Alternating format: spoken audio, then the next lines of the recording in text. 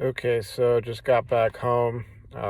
Thanks for the supportful comments and all the advice and perspective, folks. Really appreciate it.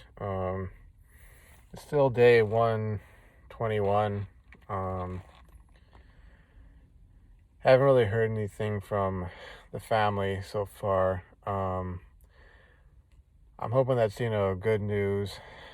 That basically like nothing's happened and my dad's recovering and I'm getting to finally sort of chill out for a bit at the hospital. Um, and have his blood pressure drop back to and stay within, normal range, and that um, the, for lack of a better way of putting it, the brain believed that has, that it's receded, tapered off, and that things are, returning to normal, and by normal, I mean functional. I have to really get into the habit of using that word functional, not normal, because oftentimes normal is not what we want it to be. It's dysfunctional, and we call it normal. So this is normal for, I don't know, families to fight, or for people to not have, have to have more month than money, or not, not have enough to cover the bills, or it's normal for people to have all these problems. But it's like, you know, screw normal, forget normal, let normal go. I want functional, and I think that's like what a lot of us are striving for in this life is functional, because functional means healthy and happy, and or at least content. But anyways, like I said in the past, I'm sure there's gonna be some talk down there, some sit down talk, and I'm probably gonna get my talking to, because I feel a lot of times with my folks, especially my dad, he wants to appear even-handed, even if he, in reality, you kind of read between the lines. He knows that, okay, it's actually this one person or these two people. It's not all three of them, or all five or four or whatever. He has to sort of give the appearance that he's um, evenly spreading out the punishment, so to speak, or laying down the law to everyone, in the family, or in the on the team or whatever, because he's been a engineering manager, and he's had to deal with situations like that, where it was like, even if you knew it was like one person in particular, you know, he had to oftentimes, be able to give that sort of appearance that, oh, we're one team, one team, one fight, and if one of us messes up, then we all get, the consequences. But um, other than that, I mean, it's strange, because like today was stranger, it went relatively well, because um like I did in my earlier video talking about how I got that call from my sister, and I found it very hard to sleep after that. I mean, somehow I did get to sleep, and somehow I was able to will myself out of bed at like 5 a.m., which meant me getting out of the house around 5:45, getting to the car around I think it was around 6, and then getting to work just I think it was just around, maybe, no, actually, excuse me, I got to the car around 5:50, because it was 5:45 or 5:40, 5:45. I got out of the house, and then I got to the car at 5:50, got on the road, and I got to work by about 6:16, and then I sat there, recorded that video, and I headed in about like 6:40 to the actual work, and I was able to um take care of the stuff that that I was really concerned about, because one of the things with my job is that each of us, like technicians or region manufacturing associates, we get assigned a specific like lab, because there's multiple labs, and we have that's sort of your domain. You're like the owner of that lab, and you got to make sure that every day for whatever the work is going to be done, that there's enough supplies. There's things like weekly lab cleaning, and maintenance of the different machines, calibration, all that kind of stuff. It's way more involved than my old job, where they had typically have the um, equipment engineers would do that, or sometimes the supervisor or the lead would step in if they had enough experience and knowledge, and they could try troubleshoot things on the manufacturing floor. But in this case, they're essentially assigning us a lot more responsibilities, and some of these things I've actually asked for because I wanted to gain all that knowledge of maintenance and troubleshooting, and fixing, or these different machines, because as for the engineering side, that would lead me into that, and I would definitely get to network with people, build up an actual professional relationship with the engineers, and then on top of that, learn all this stuff. But anyways, I was able to get in early enough to do that, and then um, had to go through this whole process. Something that we had kept pushing back week by week by week to do pipette calibration, or rather get the because we don't do the pipette calibration ourselves.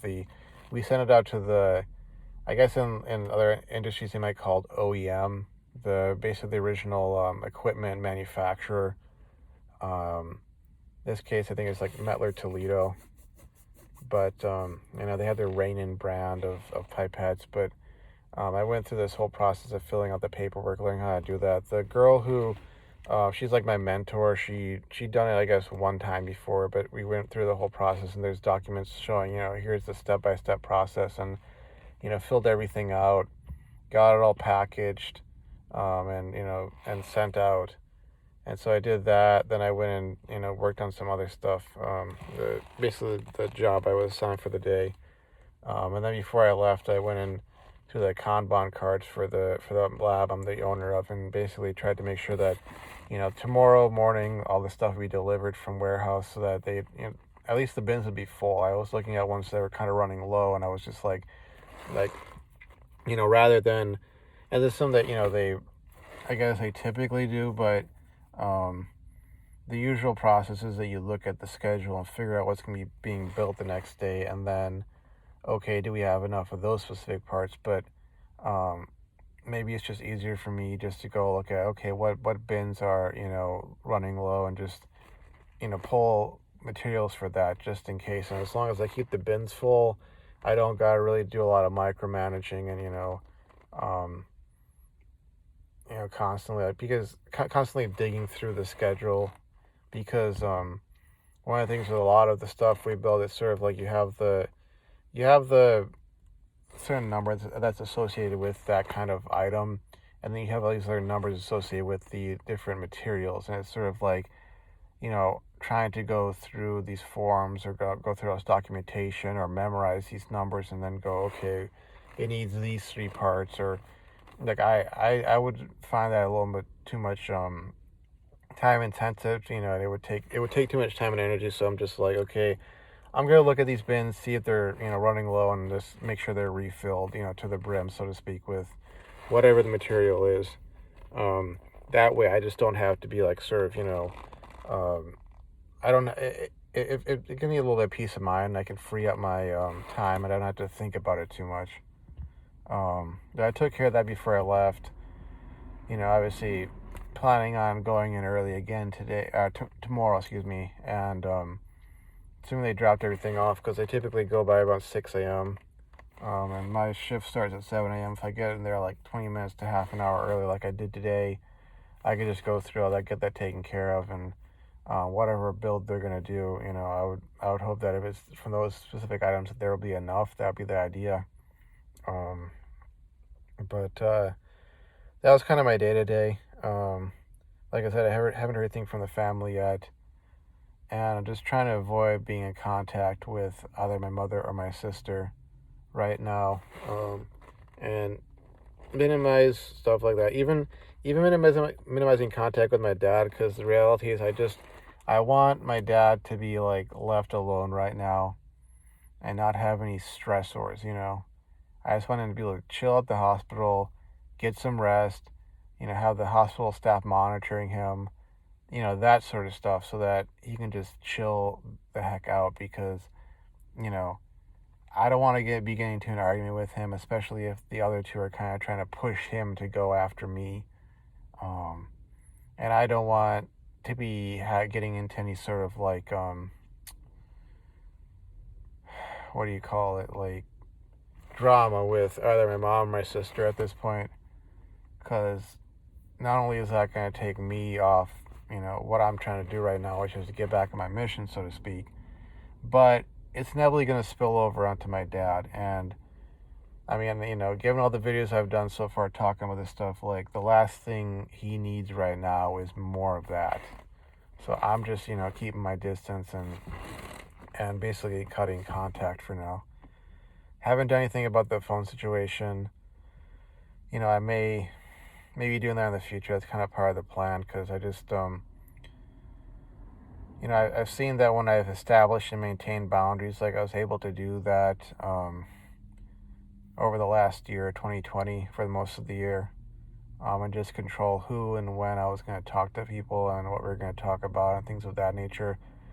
I mean, I did pretty well with my work and my education, getting things, turned up. I mean, I won't go into exact numbers about how much money I made, because um, I don't think just the raw number really gives a picture, but because, a lot of it, I mean, a lot of it just went to taxes, and then the major progress I made was paying off lots of debts, but I was putting in lots and lots of overtime, so like I said, not going to go into specific numbers, but I was able to make about, 6 figures, a little over 6 figures, into that range, in terms of just, raw, like, wages and compensation and all that, because they gave me stock options and that sort of deal. But I was able to do that in part because I kept a lot of that drama and the source of drama, like, locked out of my life, And so I was able to focus on myself, and a lot of it was really working through a lot of just damage and pain and trauma and issues I had, and getting myself, sort of cleansed of all that so that I could be where I'm at right now, um, at that next level. And if I hadn't done that, I would have gone drugged down and drug into things that were not my problem, not my responsibility, not my issues. And it would have just been like, you know, it would have been that 7 years that I was stuck, with my folks in that toxic situation. It would have been that all over again, but in a worse situation where, you know, where I'd be having to hold down this job, pay all these bills, live this life, try and pursue some sort of progress in life and that sort of thing, and at the same time be like dealing with that sort of stuff. And I mean, I feel like I've got to be the one in the family to sort of break away from that and go off and do something really great and really break that mold, because again, it's not just for myself, it's also for those I care about, even my family who I have problems with, like there are things that I would still want to be able to do for them, that's sort of the thing, like with my family situation. It's like I do want to help, but I want to do that on my own terms, and I don't want to get dragged into drama. I don't want to be um, being used as a sort of like raging bull who, chases after this person or that person at a given time and then has to get reined in and almost like slaughtered, like at the running of the bulls or whatever you call it over in Spain, that sort of thing. I don't want to be that guy. But anyways, like I think that for the longest time, as far as my relationship with my dad's concerned, like, for these several years that I was there and all this stuff was going down, um, Dark Magician did really hit it on the head. Um, Looking back on it now, because, I was kind of I was the one person in the family who was really holding it down, and, eventually after things really hit the fan and I was really waking up, so to speak, and turning that corner, definitely a person who was getting stuff done, and sort of this rock of stability. Like my dad knew that, in all likelihood, with the way I was learning to cope with life, that he could at least be in the back of his mind, okay, nothing's going to go wrong with, Skeesis. I can depend on the Skeesis. He's not going to come down with something. He's not going to go do something really dumb and get into some sort of mess. I can call Skeesis and he'll be able to do this, that, and the other. He'll be able to handle things and help me, and I can depend on him.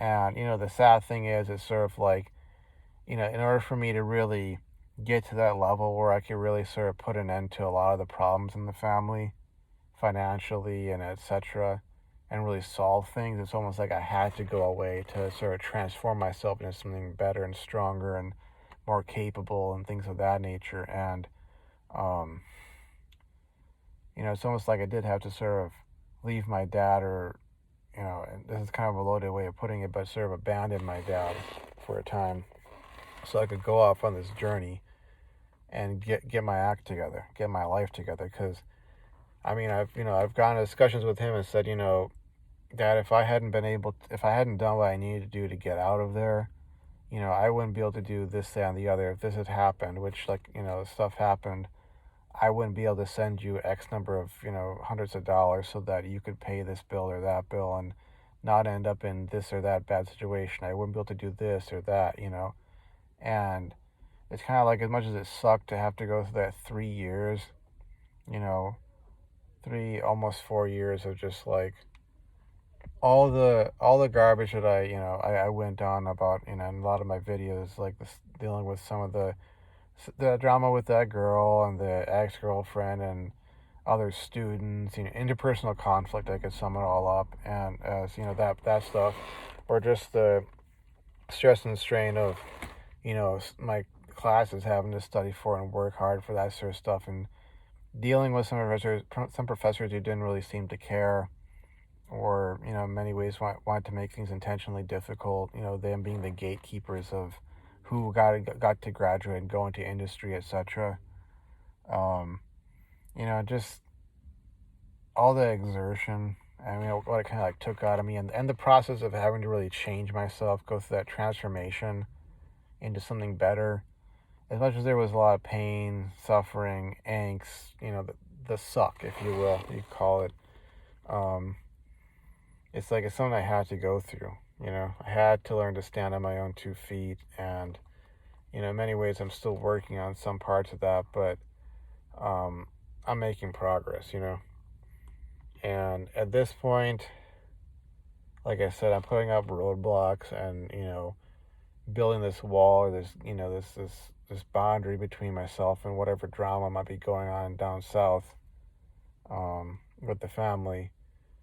Unless it's some actual emergency, then I'll have to be involved. But hoping and metaphorically speaking, praying that it doesn't really go that way, because right now it's like I got to get back on my mission.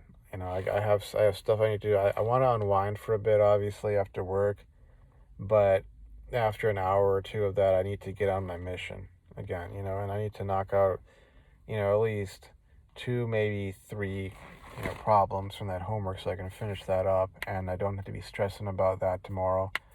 And possibly look into the in-class activity we're going to have so that I can have done that beforehand and I can contribute to the group.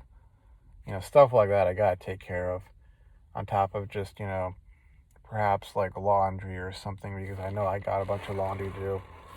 But, those are things I need to take care of, and I can't be letting other stuff, sort of follow me north, literally. It's almost like, I think about north and south, and it's almost like, I think about the whole, like, Game of Thrones, like, I'm at the wall, I'm in the Night's Watch, I swore my oath, and I take no part in, the politics of the Seven Kingdoms and whatever goes on down there. I can't be getting involved because I got my mission here, and if I don't, do my duty, all these things could happen. Um, the wall could be breached. I know in the series it was, but you know, looking at it kind of from that angle, oh, I gotta, this is where my post is at. This is where I meant to be. It's my place here, and I gotta like do my due diligence, do my duty, fulfill my oath, whatever you want to call it, get back on my mission and complete my mission. So that's where things stand at this point. I'm in a much better state of mind.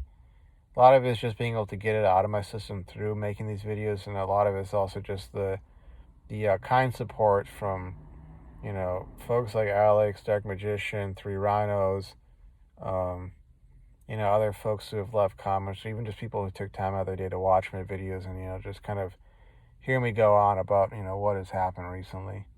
So, anyways, like I said, got to get back on my mission, knock down another day, and keep rolling. So keep grinding, keep going. So, anyways, folks, been kind of a long video, and gonna end it now. See you folks later. Thanks for watching, and honestly, thanks for a lot of the support. I really appreciate it. And I'll see you folks around and plan this next video. So, yeah, take care, and I'll